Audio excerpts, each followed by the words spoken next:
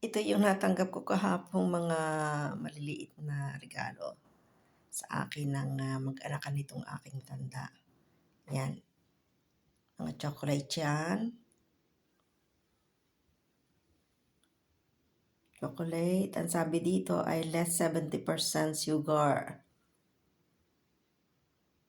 'Yan, tsaka ito naman ay klase ng kape na nabibili. Ito yung tatak ng kape dito sa Castrone ito nabibili.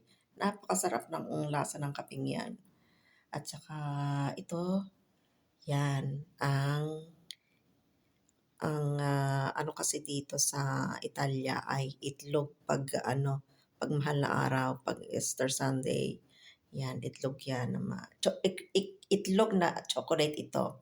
So ayan, tapos may surprise siya sa loob at saka ito, ayan, masarap din 'yang chocolate na 'yan at saka ito yoong bread, 'yan, masarap na bread 'yan.